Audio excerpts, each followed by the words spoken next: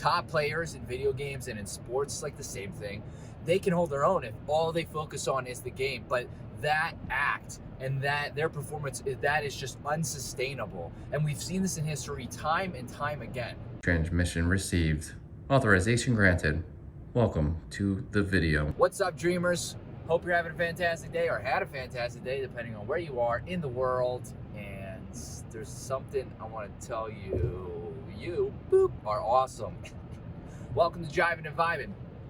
What is the vibe today? The vibe, gamers, dreamers, is why is it important? How to keep a sustainable in-game performance. How to keep a sustainable in-game performance. Why is your overall health so important? Why do I talk about what I talk about? Why is your mental health so important? We've seen this over and over and over. I'm sure if you're in the competitive, if you watch streamers or you're in a competitive, any sort of game, or you play sports, you hear about players who get burnt out. They have to take breaks because they're mentally worn out, they're physically worn out. You hear about this. And these breaks, sometimes some of these players don't come back from these breaks because they just cannot handle the stress load or the amount of time that's being put into the game. And sometimes, I'm not saying this happens every time, there are those rare few, again, who can continue to play at peak performance without focusing on any aspect of health and wellness. But that is very, very, very rare. And I have to say, those same people might be able to play their game, but it's going to negatively impact them further down in life. And that is not something we want to see. So we see this time and time again. You have seen streamers, you have seen pro players take a step back, sometimes not even recover or come back, because they realize the toll that the game is taking on them, their sport is taking on them. If they don't come back, sometimes it's because they realize that the pros are not outweighing the cons playing that game.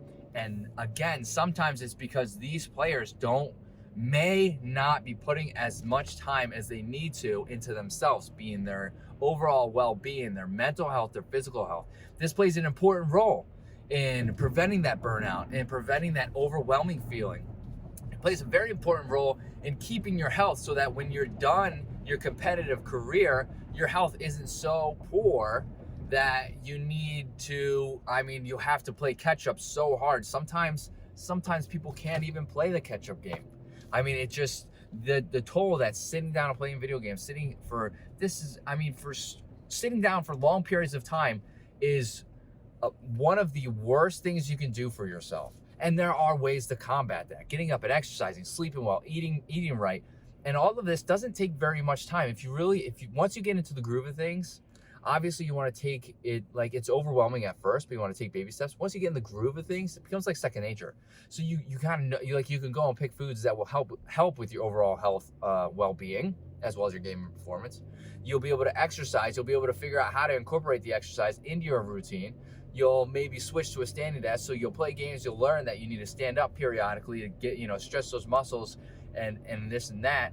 And not only is that going to help you later in life, but it's going to help you right now, right here, to play your game efficiently, to be able to keep your cognition on point, to be able to outplay your opponents, to keep your reaction time as high and as accurate as possible, so that your flick shots are just absolutely on point.